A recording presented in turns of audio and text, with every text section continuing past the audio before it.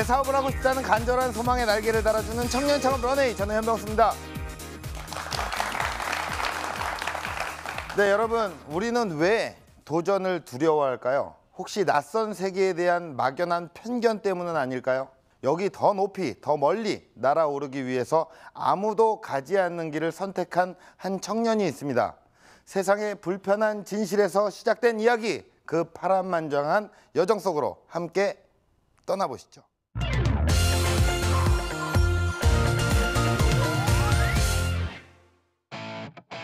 다 쓰러져가는 판잣집 단칸방에 새들어 살던 어린 소년이 있었습니다. 논과 밭밖에 없던 외진 동네에는 철도가 개통된다는 소식이 들려왔고, 땅을 가지고 있던 동네 어른들은 하루아침에 부자가 되었는데요. 그 경험은 어린 소년에게 큰 충격을 가져다 주었습니다. 그리고 그날부터 소년의 꿈은 공인중개사가 되는 것이었죠. 친구들이 수능 공부에 한창일 때 19소년은 자격증에 매진했고, 친구들이 대학 생활의 재미에 푹 빠져 있을 때 그는 불편한 정장 차림으로 밤낮 없이 뛰어다녀야 했습니다. 구두굽이 닳도록 돌아다녔지만 단 한 건의 계약조차 쉽지 않던 시간들. 어려움을 극복할 수 있던 힘은 바로 진심이었는데요.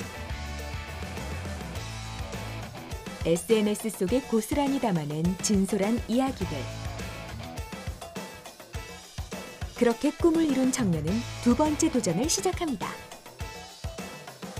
바로 빌딩 정보를 손쉽게 볼 수 있는 애플리케이션을 개발하는 것이었습니다.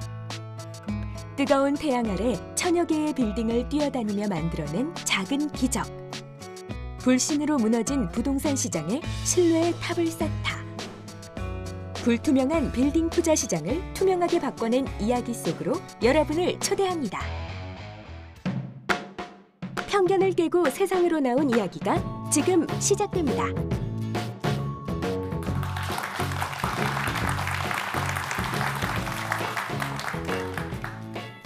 안녕하세요.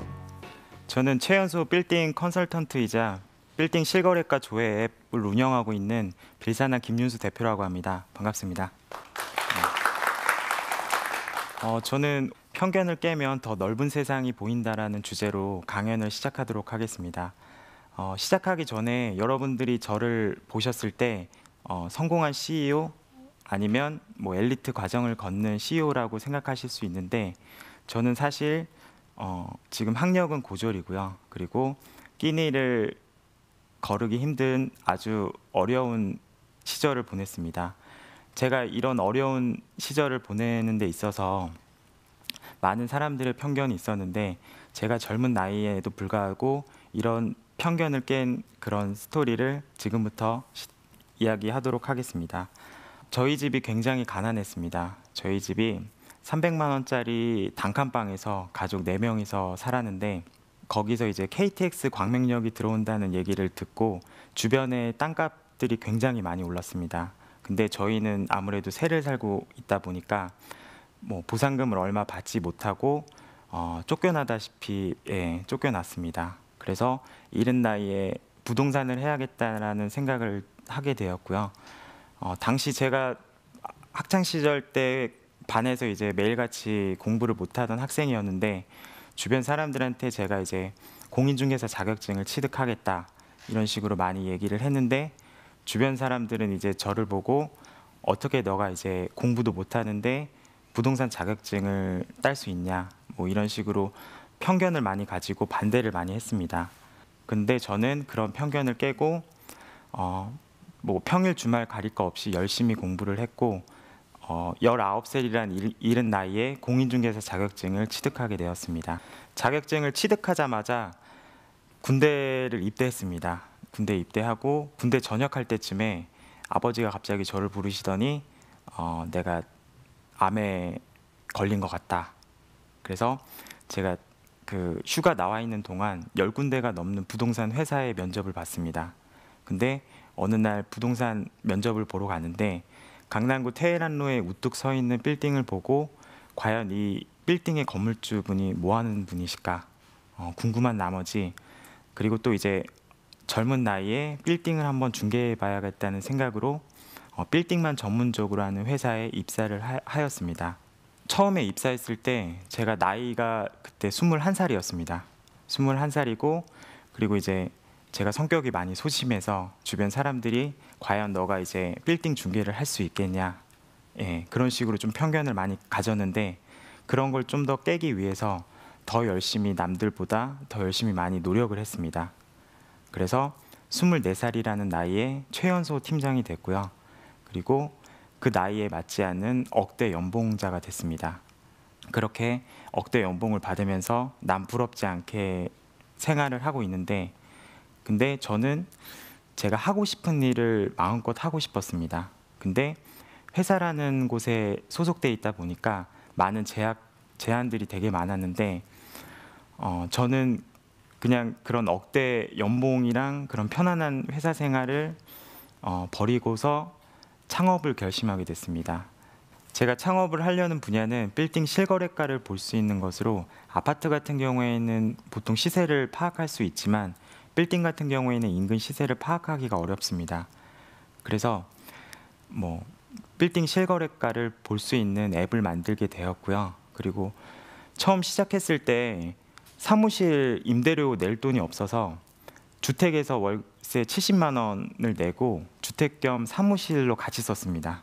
그래서 그 직원 한 명이랑 나만 믿고 따라와라 해가지고 아무것도 없었을 때 맨날 새벽 5시에 일어나서 그 직원이랑 아침부터 이제 빌딩 사진 찍으러 다니고 빌딩 데이터를 모아가지고 지금 저희가 운영하고 있는 실거래가 앱을 만들게 되었습니다.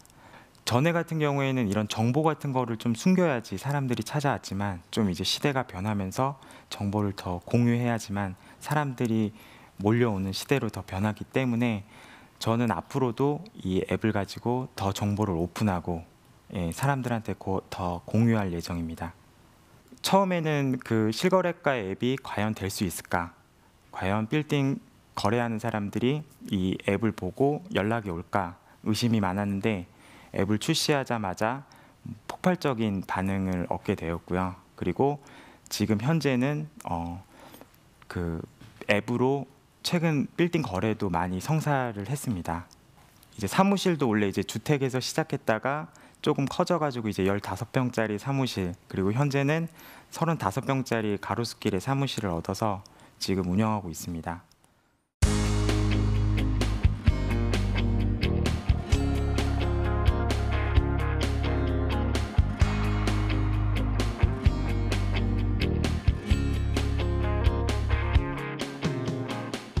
그래서 이렇게 성공하는데 노하우가 있다면, 첫 번째로 저는 브랜딩을 하라라고 좀 말씀드리고 싶습니다. 저는 처음 창업을 시작했을 때 마케팅 비용을 단 1원도 쓰지 않았습니다. 창업을 하면서 마케팅은 굉장히 중요한 건데, 제가 이렇게 마케팅 비용을 쓰지 않았던 이유는 제가 SNS 활동을 굉장히 활발하게 했습니다. 그래서 처음에 제가 블로그를 시작했는데, 많은 사람들이 과연 블로그로 빌딩 거래를 할 수 있겠냐, 빌딩 사는 사람들이 과연 블로그 보고 연락이 오겠냐, 이런 식의 좀 의문을 많이 뒀습니다. 근데 저는 분명히 올 거라고 확신을 했고, 누구보다 더 열심히 SNS 활동을 열심히 하였습니다. 그래서 실제로 빌딩을 블로그로 해서 계약을 몇 건 성사시켰고, 처음 창업했을 때 블로그의 힘이 굉장히 많은 역할을 했습니다. 그리고 두 번째로 자기만의 특화 분야를 만드는 게 중요한데, 저희가 이제 음식점 같은 데를 가도 여러 음식점을 많이 하는 곳이 있는데, 그런 음식점 같은 경우에는 모든 음식이 다 맛있진 않습니다. 근데 한 가지 음식만 좀 맛있게 하는 곳은 가서 먹어보면 그 음식은 정말 맛있습니다. 그래서 저도 빌딩 같은 경우에도 저는 아파트와 주택 이런 건 하진 않고, 저는 빌딩만 이제 중개를 특화해서 하니까 손님분들이 더 좋아하시는 겁니다. 그래서 자기만의 특화 분야를 만드는 게 중요하고, 그리고 무엇보다 저의 장점인 저는 이제 들어주기를 굉장히 잘합니다. 아무래도 어르신분들은 주변에 이제 들어줄 사람이 많지 않습니다. 근데 이제 제가 옆에서 아 그러십니까? 아 그래서요. 이렇게 잘 들어주기만 해도 그분들은 저한테 좋은 호감을 갖게 됩니다. 세 번째로 제일 중요한 게 성공하신 분들을 많이 만나는 게 중요합니다. 저는 아무래도 이 일의 특성상 건물주분들이 대부분 어떤 분야에 성공하신 분들이 굉장히 많습니다. 어디 회사 대표님, 어디 회사 회장님.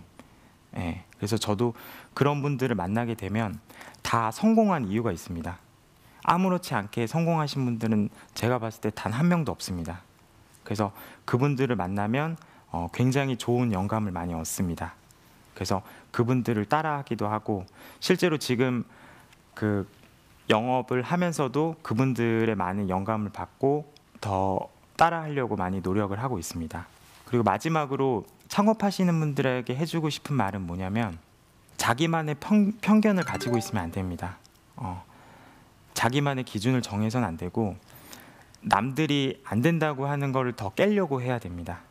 그리고 본인만의 목표와 계획을 짜고 있어야 됩니다. 저는 그 매월 계획과 목표를 정합니다. 그리고 그 계획을 제가 제일 잘 보이는 곳에 매일같이 봅니다. 아침에 아 맞다 나 연봉은 이거였지. 그리고 뭐 계약은 이건 하기로 했지. 앱을 개발해서 어떻게 하기로 했지. 매일같이 봅니다. 그러면 신기한 게 정말 하나 두 개씩 다 이루어집니다. 그래서 여러분들 창업하실 때 이런 목표와 계획을 가지고 자기만의 편견을 가지지 마시고 이거를 깬다면 분명히 저는 성공한 창업가가 될 수 있다고 확신합니다. 그래서 여러분들도 충분히 할 수 있다는 생각을 가지고 세상을 향해서 더욱 끊임없이 도전하셨으면 좋겠습니다. 이상 강연을 마치도록 하겠습니다. 감사합니다.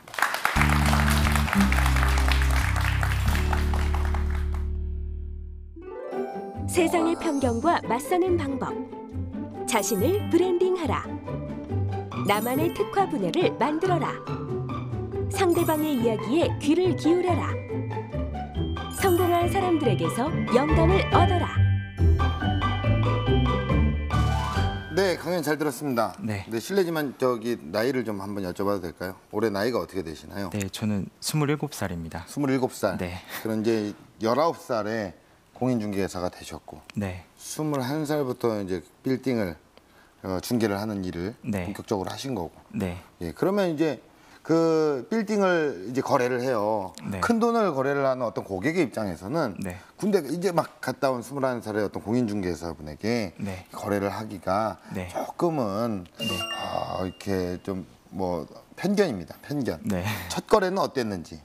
첫 거래를 했을 때 그 아무래도 그런 나이 때문에 네. 좀 더 이제 실력으로 더 승부를 하려고 많이 노력을 했고 예. 그리고 무엇보다 이제 진심으로 다가가려고 예. 많이 고객한테 예. 이제 어필을 하니까 고객도 오히려 이제 나이 어린 게 이제 단점이 아니라 오히려 그 자녀같이 이렇게 봐주시면서 예. 예 이렇게 좋게 봐주셔가지고 거래가 잘 성사됐습니다. 잘 성사됐군요. 예. 현재 그러면 사업 현황은 어떻습니까? 지금 서울시 전역으로 확대해서 서비스하고 있고요. 예. 그리고 지금 앱으로 거래한 빌딩 매각 가액은 한 200억 정도 됩니다. 예. 실거래가를 어플리케이션에 공개를 하잖아요. 네. 사실 이게 그 빌딩 거래를 하기에는 저도 이제 그 가격에 대해서는 잘 모르고 있지만 네. 조금 그 나름대로 암암리의 어떤 거래가 된 거 조용히 네. 이제 뭐 그렇게 되는 어떤 의미인지 알았는데 실거래가를 공개하는 데 있어서 네. 건물주의 어떤 반발이라든가 네. 뭐 이런 것들은 없었나요? 처음에 저도 이제 반발이 좀 많을 거라고 예상을 했는데 예. 근데 생각보다 오히려 좀 더 좋아하시더라고요. 그래요? 주변에 이제 팔린 것들도 확인할 수 있고 예. 내 빌딩의 시세가 얼마인지도 파악이 가능하기 때문에 오히려 건물주분들이 연락이 와서 본인 사례도 좀 올려달라고 예. 하시는 분들도 있고 오히려 좀 긍정적인 반응이 많았습니다. 그러면 이제 대표님 같은 경우에 수익 구조는 네. 중개 수수료로 이제 받는 건가요? 중개 수수료로 인해서 이루어지는 건지. 네, 아무래도 거래 금액이 좀 크다 보니까 빌딩이다 보니까 이제 예. 거기에 법적 수수료가 법정- 0.9%인가 예, 그렇죠. 0.9%인데 그게 좀 되게 상당합니다. 상당하겠죠. 네. 오로지 빌딩만을 관리를 하시니까 그냥 일반 부동산처럼 네.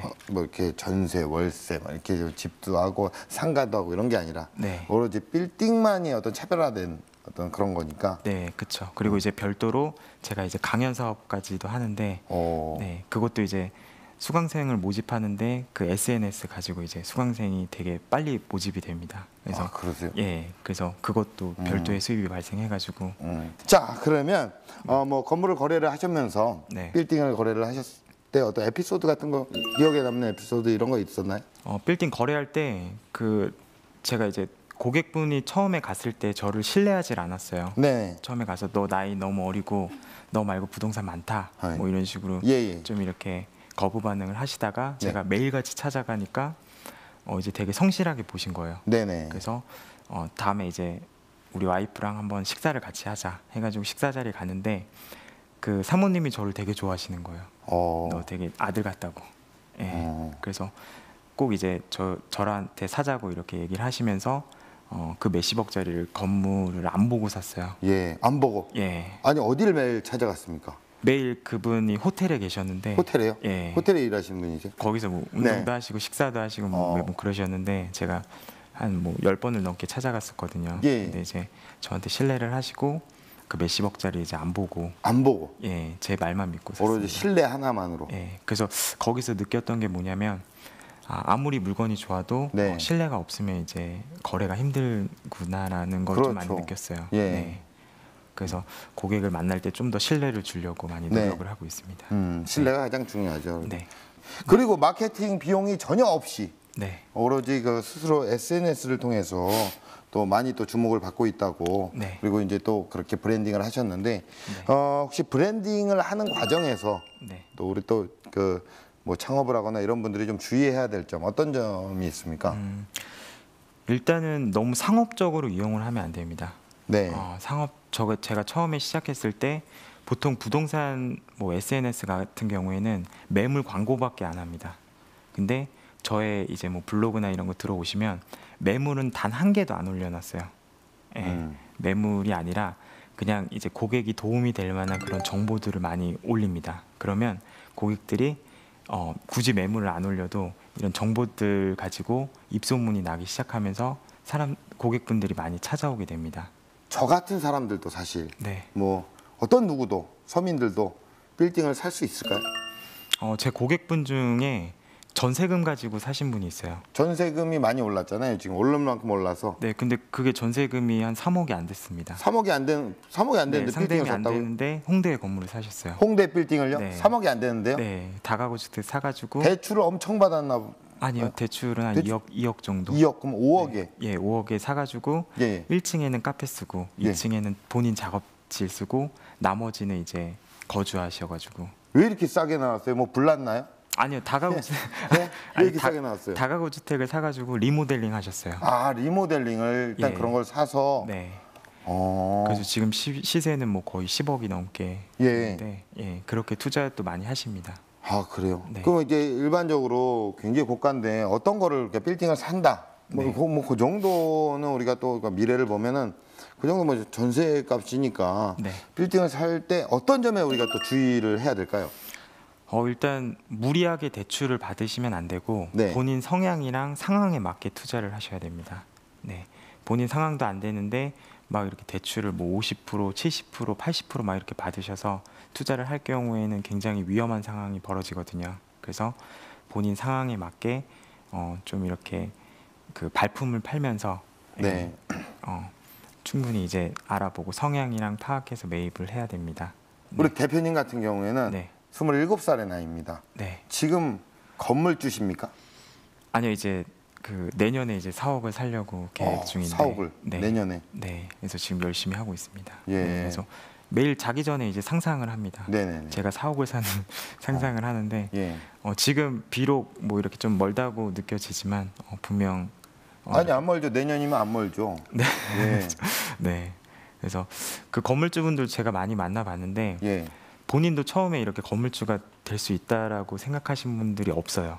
근데 이렇게 매일같이 꿈꾸고 누구보다 열심히 발품 팔고 다니시니까 이렇게 건물주가 되신 모습을 많이 봐서 저도 좀 이렇게 매일같이 상상을 하면서 발품을 팔면서 사옥을 매입하려고 준비하고 있습니다. 네. 다 대표님의 네. 어떤 계획에 메모가 다 돼 있을 거 아니에요, 이런 것들. 네, 1번으로 돼 있습니다. 1번 그래서, 예, 나도 사업- 건물주가 되자. 네. 그래서 예. 강남에 대지 50평에 아, 강남가 그것도? 네. 예. 네. 축하드립니다. 미리 축하드리겠습니다. 미리. 예. 현장에 있는 우리 방청객분들의 이야기를 좀 들어보겠습니다. 예. 그 어플을 운영하게 되면 되게 비딩 거래 정보 같은 걸 되게 얻기 힘드셨을 텐데 어떻게 그런 정보들을 얻었는지 궁금합니다. 일단은 지금 뭐 국토부에 이런 빌딩 실거래가가 오픈돼 있진 않아요. 번지수까지. 근데 저희가 일일이 회사 데이터를 통해서 그런 빌딩 주소들을 찾아가지고 예, 지금 업데이트를 하고 있고, 그리고 저희가 등기부등본도 다 하나씩 이제 출력해가지고 어떤 분이 매입하셨고 대출을 얼마나 받았는지 뭐 그런 것까지 좀 데이터를 쌓아가지고 좀 그 무료로 다 제공을 하고 있는데, 남들이 보기에는 되게 좀 이렇게 그렇게 고생까지 하면서 무료로 해야 되냐라고 말씀을 하시는데, 저는 이 사업 취지가 좀 이렇게 빌딩 시장을 좀 이제 투명하게 만들어 보자라는 취지에서 시작해가지고 그렇게 좀 고생하면서까지, 가끔씩 저희 회사가 좀 IT 회사 같은 느낌이 좀 들어요. 네, 그래서 매일 아침 이제 데이터 입력하고 막 그러는데, 앞으로도 좀 이렇게 빌딩 정보들을 계속 저희가 개인적으로 수집해가지고 좀 오픈할 생각입니다. 네. 자, 공식 질문 드리겠습니다. 자, 대표님에게 빌딩 실거래가 정보 앱은 무엇일까요? 네. 깁니다. 예. 저는 원석이라고 생각합니다. 지금 당장은 아무렇지 않아도 이걸 어떻게 가공하느냐에 따라서 이게 되게 아름다운 보석이 될 수 있다고 저는 생각이 됩니다. 대표님께서 꿈꾸시는 런웨이 어떤 모습일까요? 저는 이 빌딩 시장을 투명하게 일단 만들 겁니다. 그래서 그리고 대한민국 사람들이 빌딩하면 저희 회사 이름을 알 수 있게끔 더 널리 브랜드화할 예정이고요. 앞으로 뭐 제가 더 열심히 뛰어가지고 어느 누구나 이제 빌딩 시장에 쉽게 접근할 수 있도록 그런 시장을 만드는 게 제 목표입니다. 네, 또 내년에 네. 건물주가 되실 우리 네. 대표님의 멋진 도전을 네. 응원하겠습니다. 오늘 고맙습니다. 네, 감사합니다.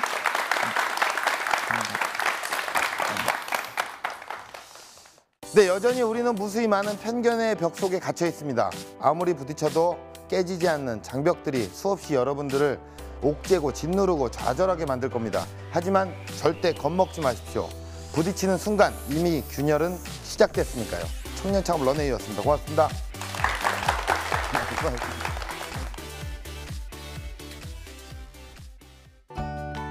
저를 보셔도 저도 지금 뭐 고졸 출신에 현재 대학교도 안 나왔습니다. 그리고 아무것도 없었고 진짜 막연하게 어린 나이에 발로 뛰면서 이렇게 시작을 했는데, 여러분들도 저도 했습니다, 여러분. 그래서 좀 이렇게 편견을 가지지 마시고 충분히 도전하면 할 수 있다는 자신감을 가지고 하신다면 분명히 성공하실 수 있다라고 생각이 듭니다. 지금은 편견의 벽을 깨는 시간, 더 넓은 세상을 향해 나아가세요.